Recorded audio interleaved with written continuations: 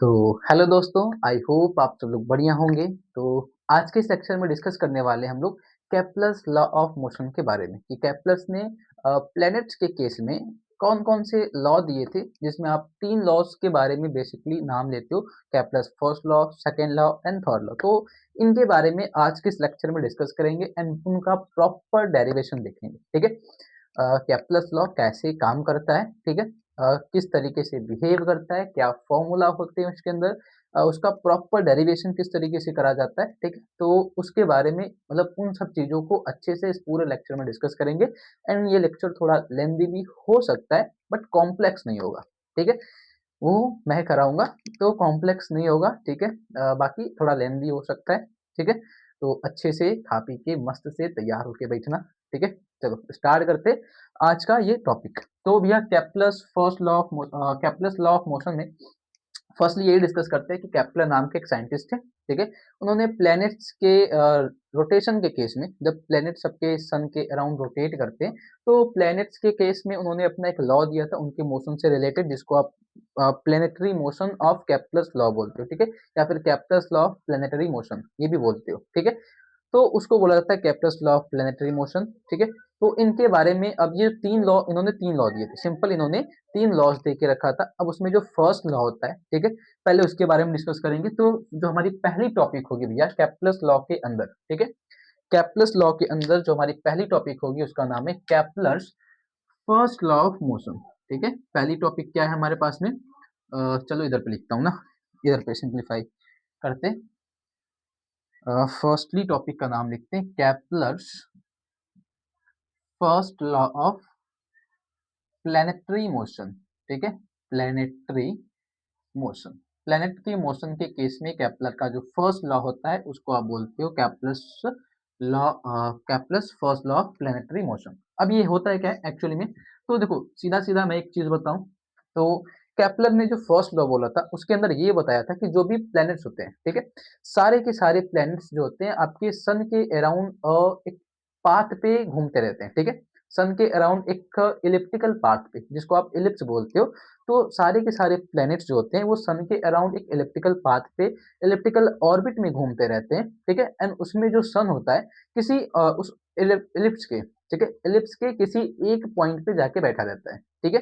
मतलब उस पूरे गोले में एक जगह पे सन होगा, बाकी चारों तरफ आपके प्लैनेट्स घूमते रहते हैं। आपने बचपन में वो देखा होगा सोलर सिस्टम, है ना?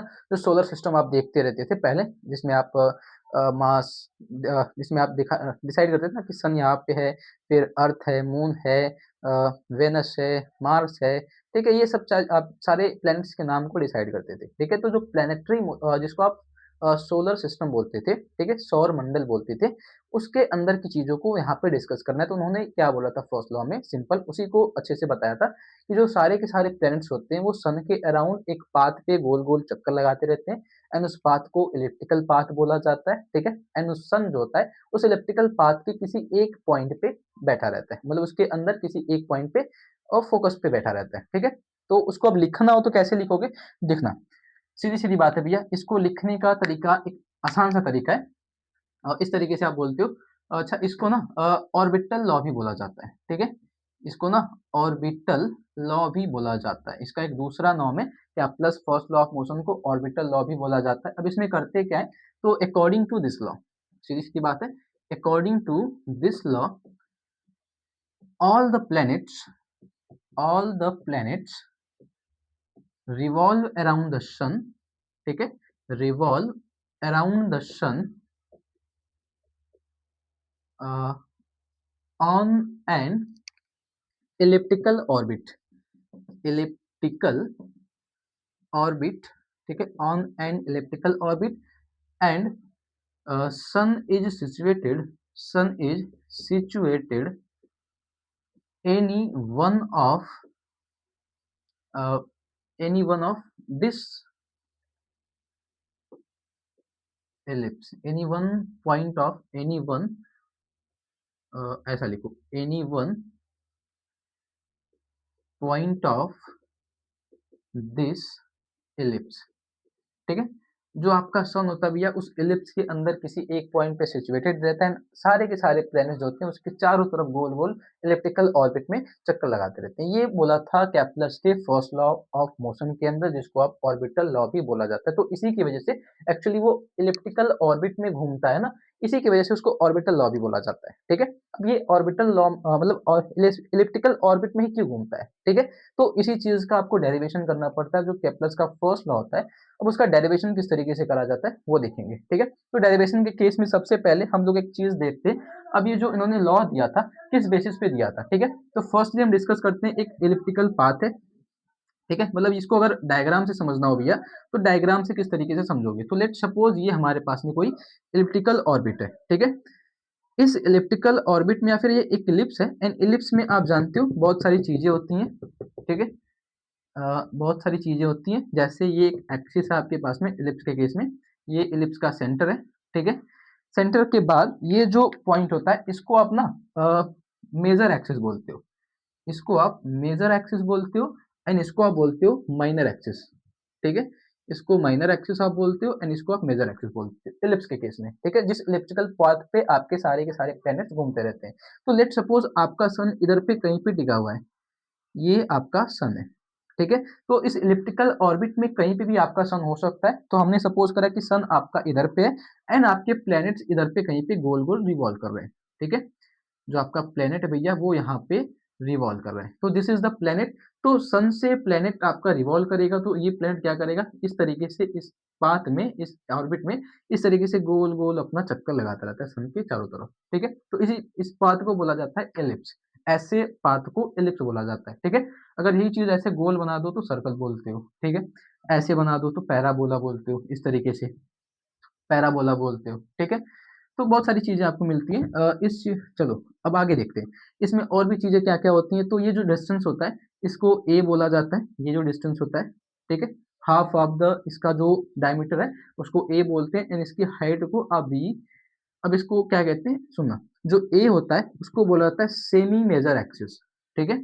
मेजर एक्सिस का हाफ, सेमी का मतलब होता है हाफ, तो सेमी मेजर एक्सिस बोला जाता है ए को, एंड बी को बोला जाता है सेमी माइनर एक्सिस। ठीक है? बी को बोला जाता है सेमी माइनर एक्सिस। ये चीज़ इसलिए बता रहा हूँ, ये फर्स्ट लॉ के अंदर की बातें हैं। ठीक है? ये फर्स्ट लॉ के अंदर की बातें, जिसमें ये ओ को हटाओ, छोड़ो, ओ को इधर पे लिखते हैं। ठीक है? अब ये सन से प्लैनेट्स का कुछ ना कुछ तो डिस्टेंस होगा। तो लेट्स सपोज ये सन से प्लैनेट का कोई डिस्टेंस है, जिसको हम लोग नाम देते हैं एक R2। ठीक है? ये जो होता है, ये पॉइंट का डिस्टेंस जो सपोज करो ये प्लैनेट कभी इधर पे घूम के आ गया। ठीक है? लेट्स सपोज ये प्लैनेट कभी घूम के इस साइड पे आ गया। ठीक है? तो इसको आप नाम दोगे R1। ये डिस्टेंस को आप नाम देते हो R1। ठीक है? चलो, अब ये जो डिस्टेंस हमारे पास में जो दूर वाला डिस्टेंस होता है, ठीक है? दूर वाला डिस्टेंस और पास वाला डिस्टेंस, तो उसमें से एक को पेरिहेलिन बोलते हैं और एक को एपिहेलिन बोलते हैं। ठीक है? तो ये जो आपका दूर वाला पॉइंट है, इसको फार पॉइंट बोला जाता है। इसको बोलते हो फार पॉइंट। एक्चुअली में ये फार पॉइंट इधर पे होता है, तो इसको बोला जाता है फार पॉइंट, जिसमें सन से प्लैनेट आपका बहुत दूर पे होता है। ठीक है? एंड इस पॉइंट पे इधर वाले एरियाज़ को बोला जाता है नियर पॉइंट। ठीक है? जिसमें आपका सन जो होता है वो भैया आपके मतलब जो प्लैनेट्स होते हैं आपके सन के पास में होते हैं। जब प्लैनेट्स आपके सन के पास में होंगे, इस एरिया में होंगे, तो उसको बोला जाता है वो नियर पॉइंट होता है, एंड जब दूर वाले एरियाज़ में होंगे तो उसको बोला जाता है वो फार पॉइंट वाला एरिया है। ठीक है? आगे दूसरी बात, इसमें जब भी ये प्लैनेट्स मूव करते हैं ना, तो एक चीज़ याद रखना, जब भी ये प्लैनेट्स मूव करेंगे तो इनका जो फार पॉइंट वाला एरिया है, उनमें इनकी स्पीड बहुत कम होती है। ठीक है? प्लैनेट्स का फार पॉइंट वाले एरियाज़ में इनकी स्पीड बहुत कम होती है, नियर पॉइंट वाले एरिया में वो बहुत तेज़ी से मूव करते हैं। मतलब ऐसे-ऐसे आएँगे और सट ऐसे निकल जाएँगे। इस तरीके से आएँगे और ऐसे निकल जाते हैं, ठीक है? मतलब ये जो प्लैनेट मूव कर रहा है, ये भैया ऐसे धीरे-धीरे, धीरे-धीरे आता रहेगा, जैसे ही नियर पॉइंट पे पहुँचेगा, ये इस तरीके से मूव करता है। फिर ऐसे धीरे-धीरे जाएगा, धीरे-धीरे जाएगा, फिर ऐसे आते-आते थे, फिर इस तरीके से मूव करता है। तो नियर पॉइंट पे जो प्लैनेट्स होते हैं, वो बहुत ही फास्ट मूव करते हैं, उनकी वेलोसिटी बहुत ज़्यादा होती है, एंड फार पॉइंट पे उनका वेलोसिटी बहुत कम होता है, ठीक है? तो ये चीज़ आपके सेकंड लॉ ऑफ मोशंस में काम करता है, ये सारी की सारी चीज़ें। तो जस्ट ये फर्स्ट लॉ में आप ये बना के भी आ सकते हो, कोई दिक्कत वाली बात नहीं है, ठीक है? तो फर्स्ट लॉ अगर कभी आपसे पूछेगा तो भैया फर्स्ट लॉ के अंदर ये चीज़ें आप बनाओगे, ठीक है? दूसरी चीज़, इसमें तो सारी क्वांटिटीज़ को मैंने लिख दिया है। ये लॉन्ग वाली एक्सिस को आप मेजर एक्सिस बोलते हो एंड ये शॉर्ट वाली एक्सिस को आप माइनर एक्सिस बोलते हो। तो फर्स्ट लॉ क्या कहता है? All the planets revolve around the sun on an elliptical orbit and sun is situated any one point of this ellipse. ठीक है? अब इस इलिप्स को ही, मतलब इस इलिप्स में ही क्यों घूमता है, हम उसको कंसीडर करेंगे। ठीक है? तो वो करने के लिए हमारे पास में एक चीज़ होता है। ठीक है? एक फॉर्मूला होता है जिसको आप बोलते हो इसेंट्रिसिटी ऑफ कॉनिक सेक्शन। ठीक है? Eccentricity of conic eccentricity of conic section, इसका एक फॉर्मूला होता है। एक अगर आपने कॉनिक सेक्शन का कभी चैप्टर पढ़ा होगा, आई थिंक 12th क्लास में तो आई थिंक रेयर ही रहा होगा, शायद 11th क्लास में रहा होगा, कॉनिक सेक्शन का नाम को भी चैप्टर रहा होगा, तो आई थिंक रहा होगा। तो कॉनिक सेक्शन में क्या होते हैं? कॉनिक सेक्शन में बहुत सारी चीजें आती है। पैराबोला आता है, हाइपरबोला आता है, ठीक है, एलिप्स आता है, सर्कल आता है। ठीक है? तो वो कॉनिक सेक्शन के टाइप्स होते हैं। तो मतलब अलग-अलग चीज़ों की, मतलब अलग-अलग तरीके के कोई कर्व हो गया, उन कर्व से कोई आप रैंडम कोई एक अच्छी प्रॉपर तरीके से कोई शेप बनाते हो, तो उसको आप कॉनिक सेक्शन नाम देते हो। ठीक है? तो जो इसेंट्रिसिटी ऑफ कॉनिक सेक्शन होता है भैया, उसको ई से दिखाते हैं। ठीक है? तो अगर ये कभी ई की value, eccentricity of conic section अगर ये ग्रेटर देन 1 होती है, तो उसको आप हाइपरबोला बोलते हो। ठीक है? इसेंट्रिसिटी ऑफ कॉनिक सेक्शन अगर कभी 1 हो गई, 1 से ग्रेटर, तो उसको आप हाइपरबोला बोलते हो। ठीक है? अगर ये 1 हो गई, ठीक है? तो इसको आप सर्कल बोलते हो या फिर आई थिंक पैराबोला बोलते हो। ठीक है? इसको आप बोलते हो पैराबोला। ठीक है? अगर इलिप्स के केस में, मतलब इसेंट्रिसिटी के केस में, अगर आपके पास में ई की वैल्यू 1 से ग्रेटर है, तो भैया आपको उसको हाइपरबोला, 1 है तो पैराबोला, एंड अगर 1 से छोटा है, इसेंट्रिसिटी ऑफ कॉनिक सेक्शन अगर 1 से छोटा है, ठीक है, लेस देन 1 है, तो उसको आप बोलते हो एलिप्स। ठीक है? उसको आप बोलते हो भैया एलिप्स होता है, एंड अगर 0 है तो उसको आप बोलते हो सर्कल है। ठीक है? अगर इसेंट्रिसिटी ऑफ कॉनिक सेक्शंस की वैल्यू ये है, तो इनकी ये पॉसिबिलिटीज़ होती हैं। ठीक है? कि ये अगर इलिप्स का केस अगर आपको देखना है, मतलब जस्ट आपको सिंप्लीफाई करने के लिए आपको ये चीज़ कंसीडर करनी पड़ेगी कि भैया आपको ये लेके आना पड़ेगा। ठीक है? Eccentricity of the conic section की वैल्यू 1 से छोटी होनी चाहिए। अगर 1 से छोटी आती है तो कहा जाएगा कि जो आपके प्लैनेट्स हैं जिस ऑर्बिट्स पे मूव कर रहे हैं, वो एक इलिप्टिकल ऑर्बिट होता है। बट ये प्रूफ कर चुके हैं हम लोग, है ना? मतलब ये प्रूफ किया गया है एंड ये आता भी है, जस्ट हमको वो देखना है कैसे प्रूफ होता है। ठीक है? तो उसके बारे में सीखेंगे। भैया इसको एक बारी अच्छे से नोट करो, फिर हम लोग आगे चलते हैं। ठीक है? इनको अच्छे से नोट करना, क्योंकि इनका ये जो फिगर है, डायग्राम ना, और ये जो चीज़ें हमने लिखी है, ये वाली चीज़ें, ये तो आगे जस्ट सेकंड लॉ में भी काम आएगा, एंड जब थर्ड लॉ का डेफिनिशन करेंगे, डेरिवेशन, तो उधर पे भी ये काम आने वाला है। ठीक है? तो जस्ट इसको नोट करो अच्छे से, फिर हम लोग इसका डेरिवेशन करना स्टार्ट करते हैं। ठीक है? चलो, अच्छे से नोट करो भैया इसको।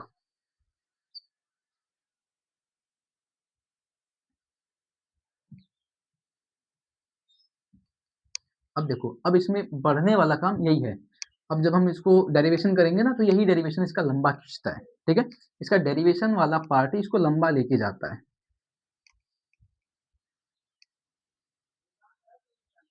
ये आपने नोट कर लिया है। ठीक है? चलो, इन सबको मैं हटाता हूँ। अब अपना काम है इनका डेरिवेशन करना, कि आपको प्रूफ करके लाना है इसेंट्रिसिटी की वैल्यू 1 होती है। ठीक है? अब वो चीज़ कैसे प्रूफ करोगे? तो सन प्लैनेट है भैया, तो प्लैनेट सर के अराउंड मूव करता है, तो कैसे प्रूफ करें? तो सुनना, इसका डेरिवेशन करना है आपको। ठीक है? डेरिवेशन हेडिंग डाल देना, डेरिवेशन। अब डेरिवेशन कैसे करेंगे, सुनना।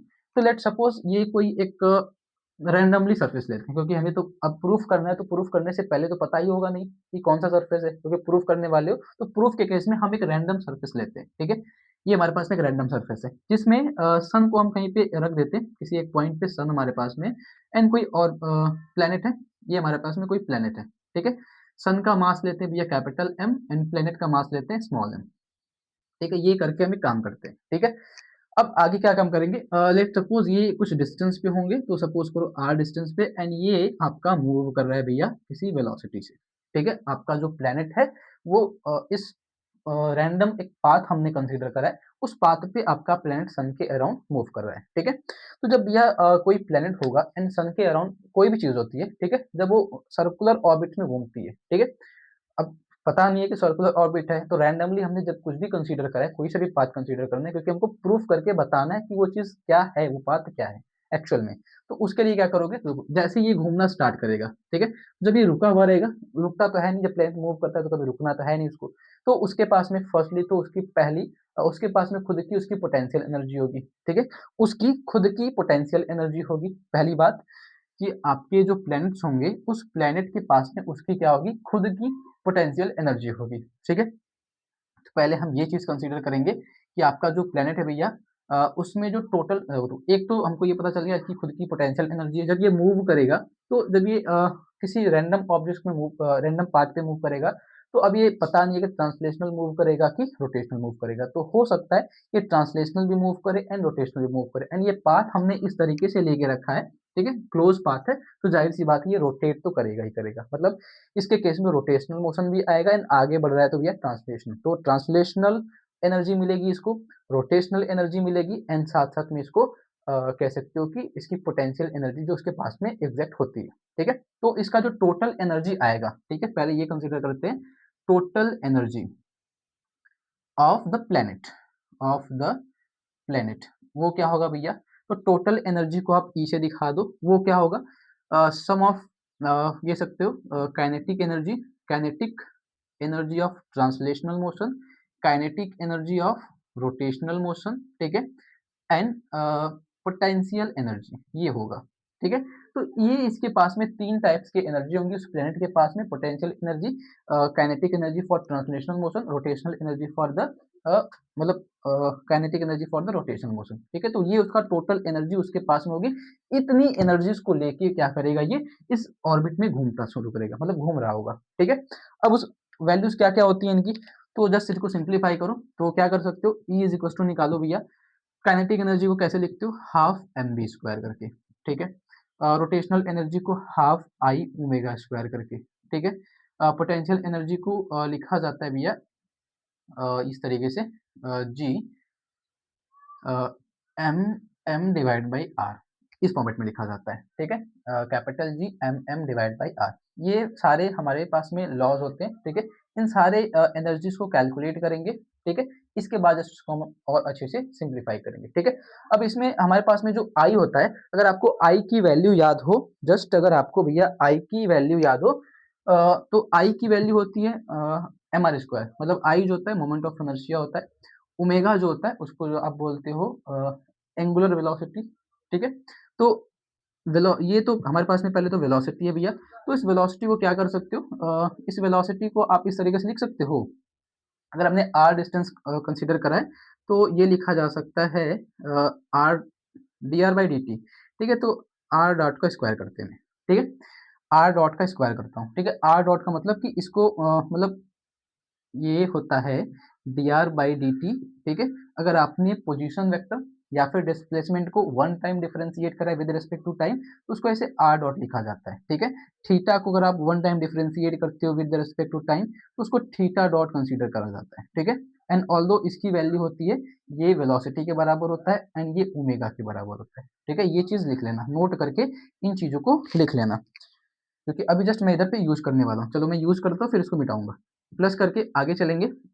हाफ आई ओमेगा स्क्वायर मतलब एम आर स्क्वायर हो जाएगा आई की value moment of inertia, and omega को आप क्या लिख सकते हो, D theta by D T, मतलब थीटा डॉट करके लिख सकते हो, ठीक है। D theta by D T लिख सकते हो एंड या फिर आप इसको लिख सकते हो थीटा डॉट का स्क्वायर, ठीक है, सिंपल।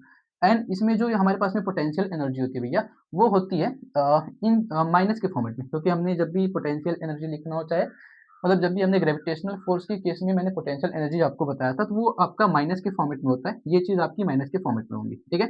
एंड दूसरी चीज इसमें जो जी एम एम लिखा गया है ना, इसको आप कोई कांस्टेंट कंसीडर कर लो, लेट सपोज हम कोई कांस्टेंट कंसीडर कर लेते हैं के एन डिवाइड बाई आर, ये करते हैं, इस चीज को हम एक कांस्टेंट कंसीडर करते हैं, माइनस प्लस माइनस हो जाएगा के डिवाइड बाई आर, हमारे पास में ये एक फॉर्मूला बनेगा total energy for this planet के केस में, जब ये प्लेनेट आपके सन के अराउंड रोटेट करेगा, ठीक है। चलो इसको और अब सिंप्लीफाई करेंगे भैया, तो और कैसे सिंप्लीफाई कर सकते हो, थीटा जो होता है जिसको आप बोलते हो omega, D theta by D T होता है, जिसको आप ओमेगा भी बोलते हो, ठीक है। एंड हमारे पास में एंगुलर मोमेंटम का एक फॉर्मूला होता है, अगर आपको याद हो, एंगुलर मोमेंटम जिसको आप जे बोलते हो, ठीक है। तो जे इज इक्वल टू एक फॉर्मूला होता है M R square omega, I omega होता है ना। आई ओमेगा का मतलब एम आर स्क्वायर मतलब M R square theta dot, ठीक है। एम आर स्क्वायर ओमेगा होता है जिसको आप M R square theta dot बोल सकते हो, क्योंकि ओमेगा को theta D theta by D T लिखा जाता है एंड इसको आप बोलते हो थीटा डॉट, सिंपल। तो इधर से आप थीटा डॉट की वैल्यू निकाल सकते हो भैया, क्या कि ब्रैकेट में करके लिखना, लेट ऐसे, चलो आगे लिखते हैं, क्योंकि जे इज इक्वल टू होता है भैया M R square theta dot, and इधर से हम थीटा डॉट की वैल्यू सिंप्लीफाई करेंगे तो क्या हो जाएगा, J divide by M R square. ये हमारे पास में थीटा डॉट की एक मेन वैल्यू जो कि बहुत आगे बहुत सारी चीज़ों को सिंप्लीफाई करने का काम आता है, ठीक है। अगला काम क्या करेंगे, अब इसकी वैल्यू को इधर पे पुटअप करना है अपने को, and M R square dot, ठीक है, एंड ये प्लस का क्या बचेगा हमारे पास में भैया, हाफ, तो हाफ लिखो, ठीक है, हाफ एंड हाफ, और क्या कर सकते हो इसमें, एम आर स्क्वायर हमारे पास में है, ठीक है। ये जे की वैल्यू को सिंप्लीफाई करना है, तो थीटा की वैल्यू पुटअप करोगे तो ये स्क्वायर के फॉर्मेट में है, तो ये हो जाएगा J square divide by M R square का स्क्वायर करोगे तो ये हो जाएगा एम के पावर 2, ठीक है, आर के पावर 4 माइनस का के डिवाइड बाई आर। ये हमारे पास में एक सिंपल सा फॉर्मूला बचेगा, ठीक है। अब चलो इसको और सिंप्लीफाई करते हैं, तो और सिंप्लीफाई करोगे भैया तो क्या बचेगा, जस्ट और सिंप्लीफाई करोगे तो जो हमारे पास में टोटल एनर्जी आएगी, ठीक है, टोटल एनर्जी हमारे पास में क्या आने वाली है उसको सिंप्लीफाई करते हैं, ठीक है। ध्यान से देखना, अब जो हमारे पास में टोटल एनर्जी आएगा ये आया है E is equal to half M R dot का स्क्वायर प्लस में हाफ, इसमें से कुछ कैंसिल आउट्स होंगे, कुछ चीजें कुछ टर्म्स कैंसिल आउट कर सकते हो आप आसानी से, जैसे ये m से एक हम कैंसिल आउट कर सकते हो, आर स्क्वायर से ये r के पावर 4 कैंसिल आउट कर सकते हो, तो जस्ट इसको सिंप्लीफाई करेंगे भैया तो ये आएगा, ऊपर बचेगा जे स्क्वायर डिवाइड बाई, इधर बचा है आपके पास में एम और आर स्क्वायर, ठीक है, तो ऐसा लिख सकते हो जे square divide by 2m r square, ये हमारे पास में बचा है, ऊपर के केस में जे स्क्वायर नीचे 2m r स्क्वायर, ठीक है। अब माइनस का के R is the equation number first, this is the equation number first, ठीक है, ये हमारे पास में फर्स्ट इक्वेशन है फॉर द टोटल एनर्जी। अभी तो हमने टोटल एनर्जी कंसीडर कर ली, अब देखना अब कहानी शुरू होगी, मतलब कहावत है एक तो कि फिजिक्स में कहावत है, कार कोई और चलाता है और स्पीड हमसे पूछा जाता है ना, कि कार कोई और चलाता है भैया और स्पीड हमसे पूछा जाता है, तो ये कहानी है, यही चल रही है कि घूम कोई और रहा है और पाथ हम निकाल रहे हैं उसका, ठीक है। चलो देखते हैं आगे चलो, अ, अगला काम होगा इसमें, अब आगे का काम जो होगा हमारे पास में वो क्या करते हैं, देखो एनर्जी तो हमने निकाल ली, हमको प्रूफ करना है कि ये पाथ कैसा होगा, ठीक है। अब पाथ को प्रूफ करने के लिए हमारे पास में एक फॉर्मूला होता है जिसको आप इक्वेशन ऑफ कॉनिक सेक्शन बोलते हो, ठीक है, जिसको आप बोलते हो इक्वेशन ऑफ कॉनिक सेक्शन, ठीक है भैया, लिखेंगे equation of conic section,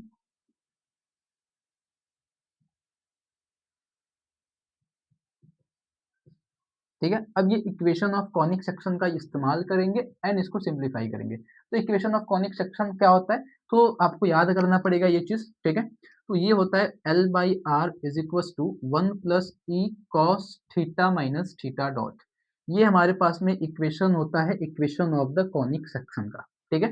and इधर से आप एक काम कर सकते हो, चलो ये आपके कॉनिक सेक्शन का एक इक्वेशन होता है भैया, ठीक है।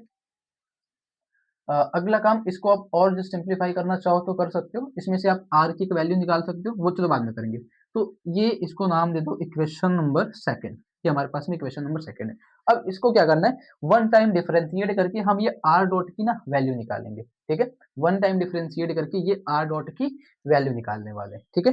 तो लिखेंगे differentiate with respect to time, ठीक है, डिफरेंशिएट डिफरेंशिएट, ठीक है, differentiate with respect to T, ठीक है, वन टाइम इसको डिफरेंशिएट करेंगे, देखते हैं क्या होता है। अच्छा, ये जो इक्वेशन ऑफ कॉनिक सेक्शन होता है ये भैया ये होता है, आपको याद करना पड़ेगा। इसमें ना एक चीज और तुमको बता देता हूँ मैं, जस्ट इधर पे एक चीज बता देता हूँ, ये जो एल होता है ना, एल को एल की एक वैल्यू होती है, ये भी आपको बहुत काम आने वाला है, एल और ई की एक वैल्यू होती है जिनका एक नाम भी होता है, एल को कहा जाता है semi lettuce rectum, semi lettuce rectum बोला जाता है, ठीक है।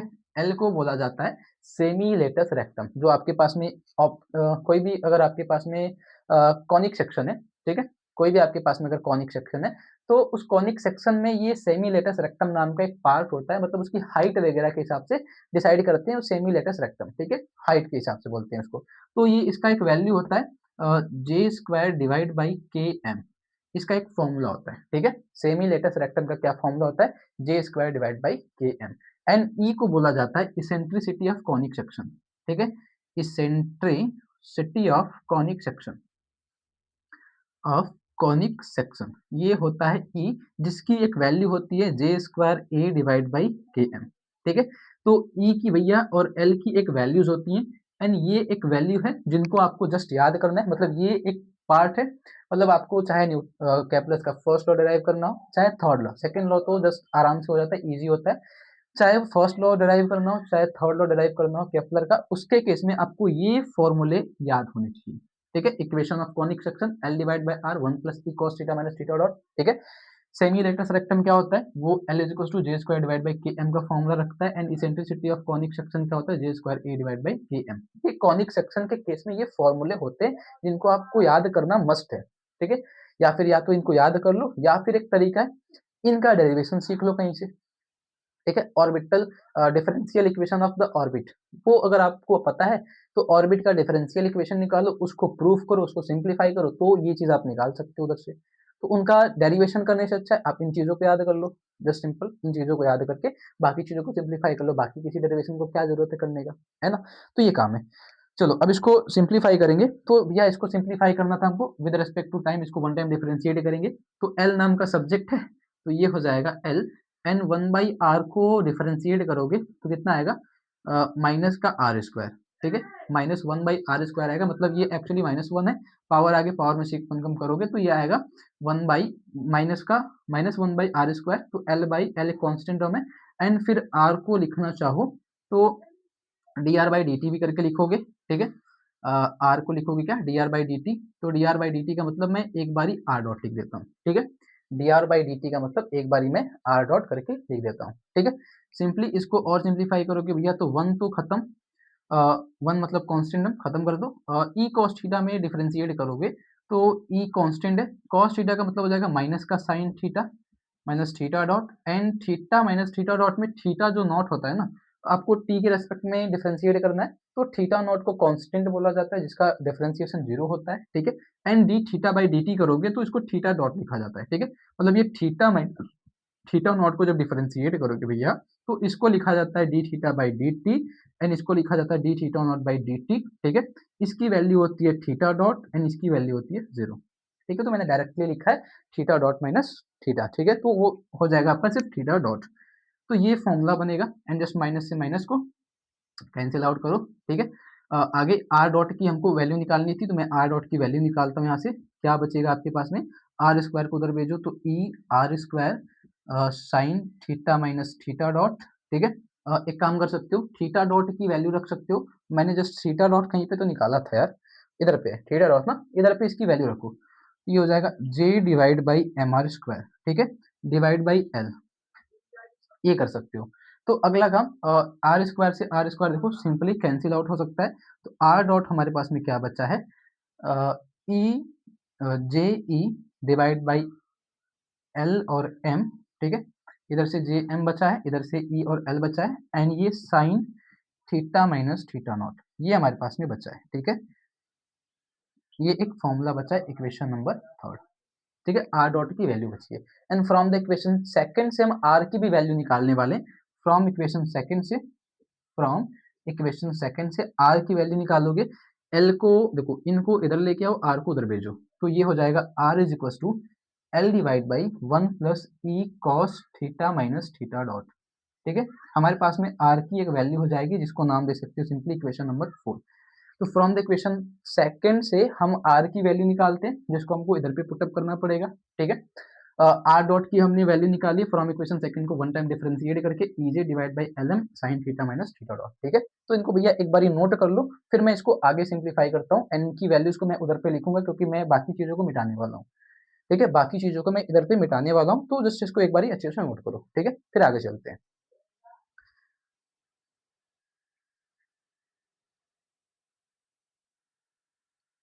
चलो आगे क्या करते हैं, इसको और सिंप्लीफाई करते हैं भैया, ठीक है।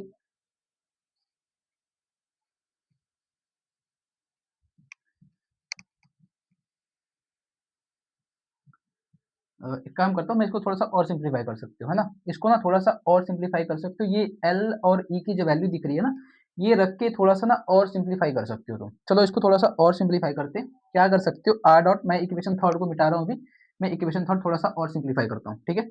इक्वेशन थर्ड को थोड़ा सा और सिंप्लीफाई करने के लिए ई की वैल्यू वहां से रख सकते हो, equation of the eccentricity of the conic section से J square A divide by K M कर सकते हो, ठीक है। मल्टीप्लाई में है आपके पास में J sine theta minus theta dot divide by क्या है हमारे पास में एल एम, एल की वैल्यू है J square by K M, ठीक है।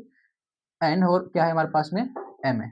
चलो इनको और सिंप्लीफाई करते हैं। तो जो सिंप्लीफाई करोगे भैया तो क्या क्या हो सकता है, देखो ध्यान दो। तो एक काम कर सकते हो, ये जे स्क्वायर से जे स्क्वायर लेके चले जाओ, ठीक है। के एम से के एम को लेके चले जाओ, बस ये सिंपल बचेगा हमारे पास में। तो देखते हैं क्या क्या बचा है। तो ये आर डॉट हमारे पास में बचेगा भैया जे ए डिवाइड बाई एम। अच्छा कुछ और बचा है, ये के एम था, ठीक है, वो कैंसिल आउट हो गया है, sign theta minus theta dot. चलो ये आर डॉट की वैल्यू बची है जे ए डिवाइड बाई एम, ठीक है। इसको इक्वेशन थर्ड बना लेना and from the equation third को प्रूव करेंगे सेकंड को, ये हमारे पास में इक्वेशन फोर है, ठीक है। चलो अब इनका कोई काम नहीं है हमारे पास में, ठीक है। अब जिनका हमारे पास में काम है वो ये है, ये इसका भी काम नहीं है, एक्चुअली मैंने इसको सिंप्लीफाई करके इधर पे लिख दिया है, तो इसका भी कोई काम नहीं है हमारे पास में इक्वेशन ऑफ कॉनिक सेक्शन का। अब हमारे पास में जो काम है वो equation first third and four का है।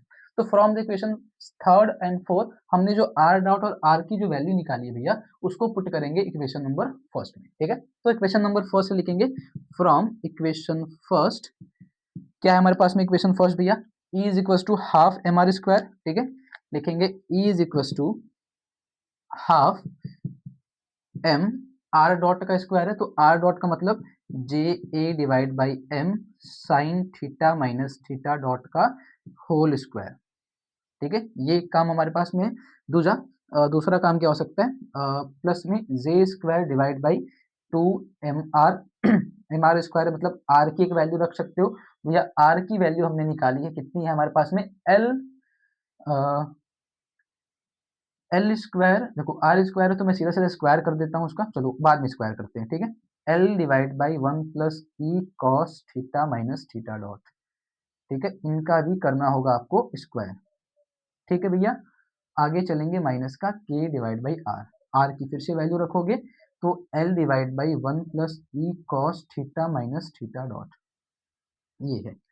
इसको भैया अब सिंप्लीफाई करने का काम है, तो मैं थोड़ा सा सिंप्लीफाई करूंगा फिर उसके बाद जस्ट डायरेक्ट लिख दूंगा, आपको बता दूंगा कैसे करना है, वो सिंप्लीफिकेशन आप करना, नहीं तो ये लेक्चर लॉन्ग हो जाएगा, बहुत ज़्यादा लॉन्ग हो जाएगा। चलो इसको और सिंप्लीफाई करने के लिए क्या कर सकते हो, जस्ट इसको ब्रेक करो, तो ब्रेक करो भैया क्या हो जाएगा हाफ एम, ठीक है।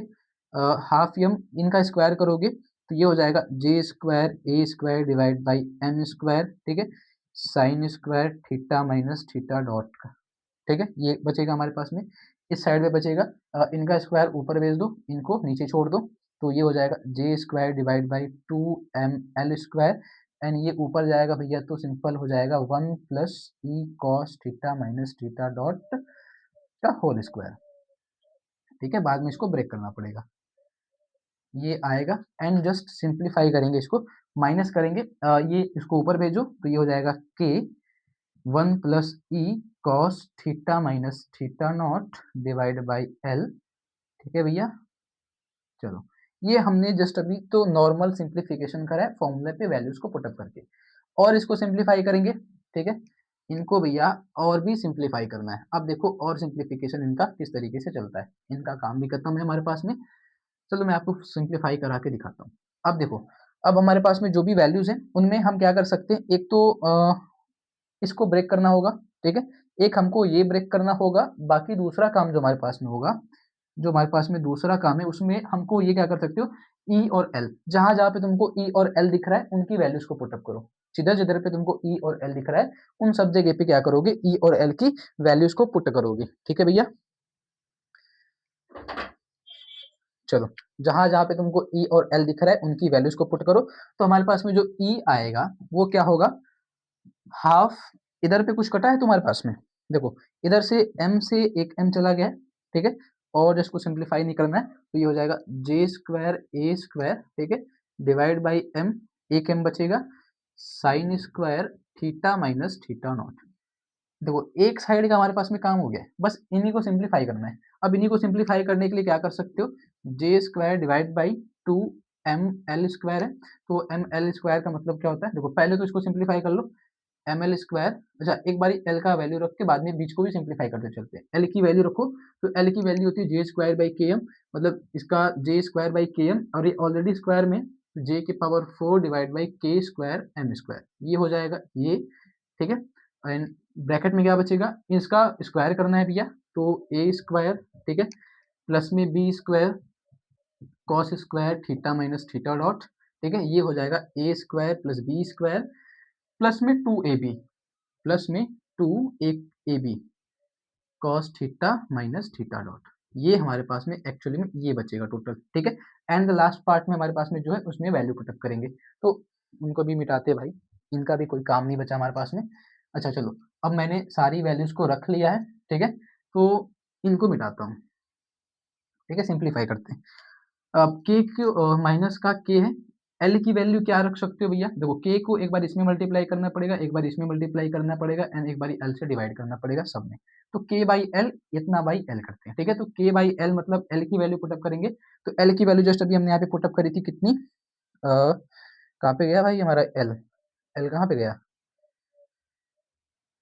एल की वैल्यू ना पुटअप करी है क्या हमने, अच्छा इधर पे पुटअप करिए ना, जे बाई के, जे square by K M, L की जो वैल्यू होती है वो जे स्क्वायर बाई के एम होती है, तो जे स्क्वायर बाई के एम हो गया एल की वैल्यू, ठीक है? अ, देखो, एक बारी के से मल्टीप्लाई करोगे 1 में, एंड एल से डिवाइड करोगे तो इतना आएगा, फिर माइनस से ये माइनस भी हो जाएगा, एंड के से मल्टीप्लाई करोगे ई cos theta minus theta not divide by L, तो एल का मतलब होता है भैया सीधा सीधा जे स्क्वायर बाई के एम, ये कर सकते हो, ई की भी वैल्यू पुटअप कर लो, के को मैं पीछे लिख रहा हूँ, ठीक है? ई की वैल्यू पुटअप कर सकते हो, ई की जो वैल्यू होती है इधर पे जे square A divide by K M, ये हमारे पास में ई की वैल्यू है, ठीक है? अब जहां जहां पे ई बचा है वहां वहां पे वैल्यू पुटअप करेंगे, ठीक है? अब देखो, सिंप्लीफाई करेंगे तो क्या क्या बचेगा, ये वाला पार्ट तो एज इट इज आने वाला है, क्योंकि ये अब जस्ट इसको सिंप्लीफाई नहीं करना है, ये हो चुका है सिंप्लीफाई, ठीक है? हमको ना इसी की दरकार थी, इसी की दरकार थी, ठीक है? इसमें क्या कर सकते हो, m से m को उड़ा दो, जे स्क्वायर से जे स्क्वायर को उड़ा दो, तो 2 बचेगा, इधर पे 1 बचेगा, तो क्या कर सकते हो, के स्क्वायर m ऊपर जाएगा भैया, के स्क्वायर m, एंड इधर पे बचेगा जे 2j स्क्वायर, ठीक है? के स्क्वायर m ऊपर जाएगा, इधर पे बचा है जे स्क्वायर, इधर पे 2j, ठीक है? अब इसी चीज को इसमें मल्टीप्लाई भी करना है, तो चलो मैं मल्टीप्लाई डायरेक्ट करते जाता हूँ, ठीक है? मैं लाइन से मल्टीप्लाई भी करते जाता हूँ, तो फर्स्टली मल्टीप्लाई करोगे 1 में तो एज इट इज आएगा, प्लस में इस चीज को फिर से ई में मल्टीप्लाई करोगे, तो K square M divide by 2j square, ठीक है? ध्यान देना अच्छे से, ई स्क्वायर है तो ई स्क्वायर की भी मैं वैल्यू पुटअप करने जा रहा हूँ, तो जे square A divide by K M का स्क्वायर करना है, ई स्क्वायर है, तो इसका वैल्यू हो जाएगा जे की पावर 4 ए स्क्वायर के स्क्वायर एम स्क्वायर, ठीक है? And simply cos square theta minus theta dot, ठीक है, प्लस का, अब इसको एक बार मल्टीप्लाई इसमें भी करना पड़ेगा, क्योंकि ये तीनों के साथ मल्टीप्लीकेशन है, तो एक बार ये जाएगा तो मल्टीप्लाई इसमें भी करेगा, तो भैया K square M divide by 2j square, and इसको सिंप्लीफाई करोगे तो 2 ई है, ई को भी मल्टीप्लाई कर लो फिर से, J square A by K M and cos theta minus theta naught, ठीक है? ये हो गया हमारे पास में, एंड माइनस का, अब देखो कौन कटा है उसमें से, उनमें से कौन कट रहा है, तो फर्स्टली तो ये तो बचेगा के एम, अच्छा K square M by J square, ये हमारे पास में बचेगा, ठीक है? K square M divide by J square, इधर से ये बच गया, एंड माइनस का लास्ट वाला जो पार्ट है हमारे पास में, लास्ट वाला पार्ट, उसमें क्या हो सकता है, उसमें से देखो कुछ तो कैंसिल आउट होगा, तो जे स्क्वायर से जे स्क्वायर उड़ा दो, के एम से के एम को लेके जाओ, तो बचा जो हमारे पास में वो आंसर, तो क्या क्या बचा है, कुछ तो बचना चाहिए था यार, कुछ तो बचना चाहिए था, मेरे को लग रहा है J square A square, J square A square by 2m, ठीक है? तो जे square A square by 2m, कुछ तो छूटा नहीं है ना, ई की वैल्यू जे स्क्वायर बाई ए चलो देखते बाद में जो आएगा। इनको सिंप्लीफाई जस्ट करेंगे तो क्या हो सकता है, एक काम, क्या क्या बचा है, के एम बचा है, और के ए बचा है ना, K A cos theta minus theta naught, ये बचा है हमारे पास में। एक्चुअली में ये होना नहीं चाहिए था। चलो, K A cos theta minus theta naught बचा है। बाकी की चीजें देखते हैं और भी सिंप्लीफाई करके देखते हैं क्या हो सकता है। चलो, ये हो जाएगा half J square A square divide by M sine square theta minus theta dot plus का, इनमें से देखो क्या क्या कैंसिल आउट हो सकता है, कैंसिल आउट करो। कुछ नहीं हो रहा, इधर का तो कुछ नहीं हो रहा। अच्छा, ये चीज देखो, ध्यान दो, तो भैया ये चीज और ये चीज, इन दोनों को सॉल्व कर सकते हो। K square M J square to J square, इन दोनों को सॉल्व कर सकते हो कैसे, K square M to J square and minus का K square M J square, इनको सिंप्लीफाई करोगे तो क्या हो सकता है, सिंपल सा, जस्ट ये टू जे स्क्वायर इसका एलसीएम होगा, तो के स्क्वायर एम आएगा एंड माइनस का two K square M, minus का टू के स्क्वायर एम आएगा, ठीक है। And two K square M मतलब माइनस का आएगा K square M by two J square, ठीक है। तो ये आएगा सिंप्लीफाई करने पे माइनस का K square M by two J square, ठीक है, ये आएगा हमारे पास में इसको। एंड इस लास्ट वाले पार्ट को सिंप्लीफाई करने पे, अब ये बीच वाले पार्ट में देखो क्या क्या कैंसिल आउट हो सकता है। तो जे स्क्वायर से जे स्क्वायर काटो, जे स्क्वायर बचेगा, के स्क्वायर से के स्क्वायर गया, ये एम से एम बचेगा, और जस्ट इतना। तो अब क्या क्या बचा है देखो, ध्यान दो, प्लस में आगे चलेंगे, ये प्लस का है, इधर बचा है जे स्क्वायर भैया, इधर बचा है ए स्क्वायर, नीचे बचा है टू, और इधर से बचा था सिर्फ एम, और ये cos square theta minus theta dot. And just इसको भी सिंप्लीफाई करके देखो, तो टू से टू गया, जे स्क्वायर से जे स्क्वायर गया, के एम से के गया, तो एक के बचा, ठीक है। तो और सिंप्लीफाई करके देखो, तो के बचा है ए बचा है, प्लस का के बचा है ए बचा है, cos theta minus theta dot बचा है।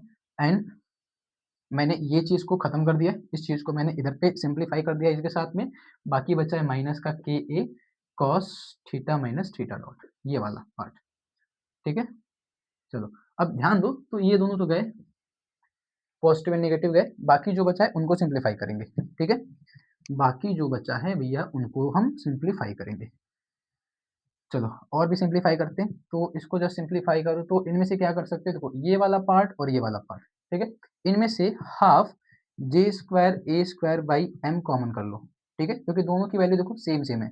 J square A square by two M, J square A square by two M common कर सकते हो। इधर से बचेगा sine square theta minus theta dot, ठीक है। इधर से बचेगा प्लस का cos square theta minus theta dot, and minus का K square M by two J square, ठीक है। अब ध्यान दो, तो sine square theta plus cos square theta value होती है वन, तो इनकी एक वैल्यू हो जाएगी वन, तो जो बचेगा हमारे पास में E is equal to half J square A square by M and minus का K square M by two J square, ये हमारे पास में एक वैल्यू बचेगा, ठीक है। अब हमको जस्ट सिंप्लीफाई करना था, तो हम क्या कर सकते हैं, एक काम और, हमारे पास में जो eccentricity of the conic section था, उसकी वैल्यू थी जे square A by K M, है ना, जे square A by K M, ये हमारे पास में एक वैल्यू थी, जे square A by K M. इधर से आप इसेंट्रिसिटी ऑफ द वैल्यू निकाल सकते हो।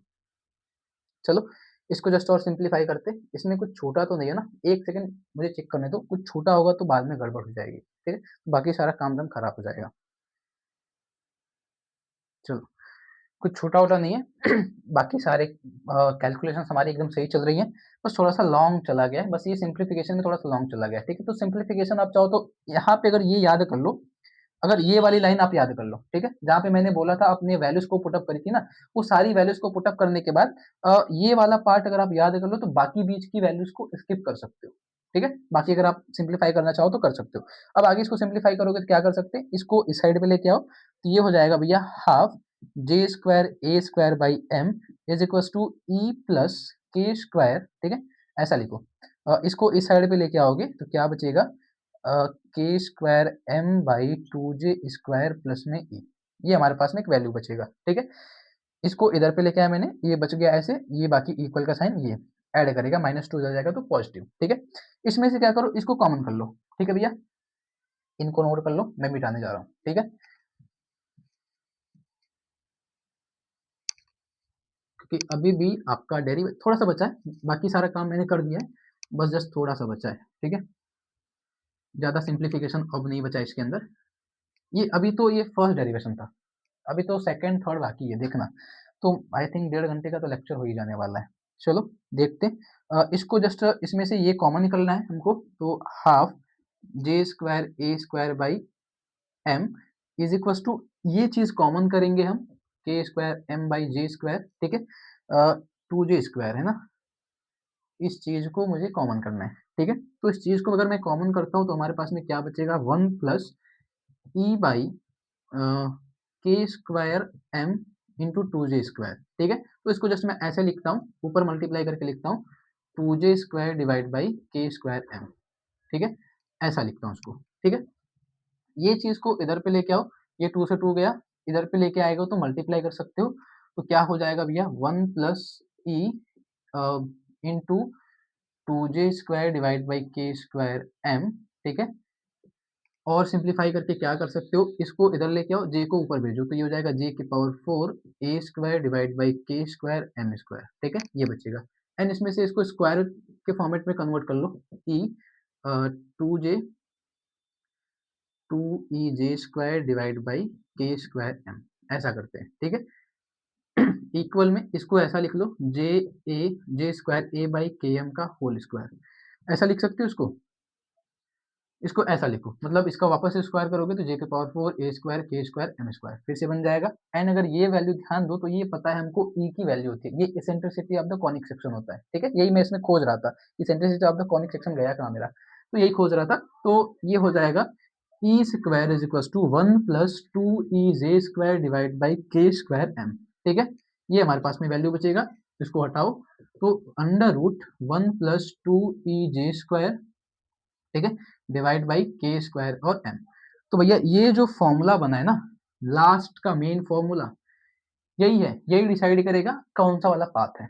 जो हमने 4 पाथ लिखे थे ना कि ई लेस देन 1 रहेगा तो इलिप्स रहेगा, इज ग्रेटर देन 1 रहेगा तो भैया हाइपरबोला, इक्वल 1 रहेगा तो पैराबोला, 0 रहेगा तो सर्कल। अब यही इक्वेशन डिसाइड करता है, ये डिसाइड करता है कि क्या होने वाला है, ठीक है। अब कैसे डिसाइड करेगा सुनना। अब इसमें कुछ भी वैल्यू पुटअप करो, तुम कुछ भी वैल्यू पुटअप करो, इनको जस्ट सिंप्लीफाई करके कुछ भी करो, 1 में ऐड करोगे तो जस्ट 1 से थोड़ी सी बड़ी आएगी, जस्ट 1 से थोड़ी सी बड़ी आने वाली है। तो जो भी वैल्यू आएगी उसको जब अंडर रूट से बाहर निकालोगे भैया, तो वो हमेशा लेस देन 1 ही आएगी, हमेशा लेस देन 1 ही आने वाली है, ठीक है। जब भी उसको सिंप्लीफाई करोगे ना, हमेशा वो लेस देन 1 ही आएगी। एंड जब लेस देन 1 आती है तो कहा जाता है the orbit is the orbit is ellipse, ठीक है। ऑर्बिट इज इलिप्स, क्या हो गया, इलिप्स,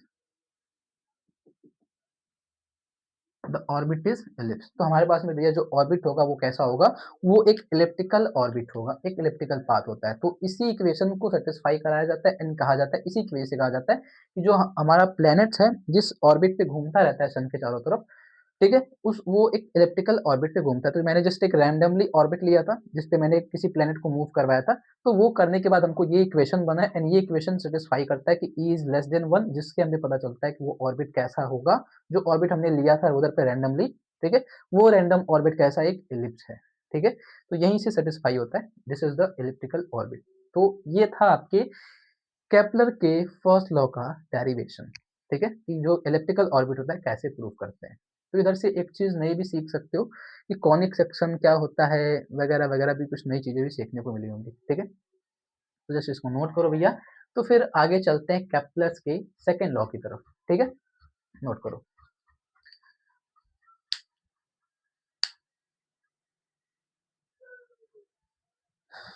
चलो भैया, अगला जो काम है हमारा वो है केपलर सेकेंड लॉ। ये जस्ट इजी है ना, ये 5 मिनट का काम है, 5 मिनट का खेल है। न्यूटन न्यूटन कह रहा हूँ, केपलर का सेकेंड लॉ भैया खत्म, ठीक है, जस्ट 5 मिनट, ठीक है। चलो अब केपलर्स का सेकेंड लॉ हमारी अगली टॉपिक है, केपलर्स का second law, Kepler's second law of motion, ठीक है भैया। एंड इसको बोला जाता है एरियल लॉ, ठीक है, इसको ना एरियल लॉ भी बोला जाता है। केपलर के सेकंड लॉ को एरियल लॉ भी बोला जाता है। फर्स्ट लॉ को ऑर्बिटल लॉ, सेकंड लॉ को एरियल लॉ। तो कभी एरियल लॉ के नाम से क्वेश्चन पूछ दे, केपलर वगैरह ना लिखे, ऑर्बिटल लॉ पूछ दे, एरियल लॉ पूछे तो भी यही लिखना है, ठीक है। चलो अब इसको सिंप्लीफाई करोगे तो कैसे करते हैं। अभी जस्ट हमने एक चीज कंसीडर करा था, एक स्टार्टिंग में फिगर मैंने बनाया था, अगर आपको याद हो भैया तो ये था एक इलेप्टिकल पाथ, ठीक है। इस इलेप्टिकल पाथ में मैंने कुछ चीजें ड्रॉ करी थी।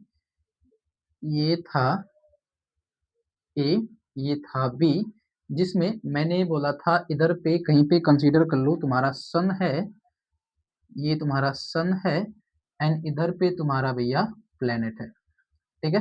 सन से प्लेनेट के बीच का कुछ डिस्टेंस मैंने लिया था, जिसको मैंने R2 नाम दिया था, एंड इधर के पॉइंट से डिस्टेंस लिया था, जिसको मैंने R1 नाम दिया था, ठीक है।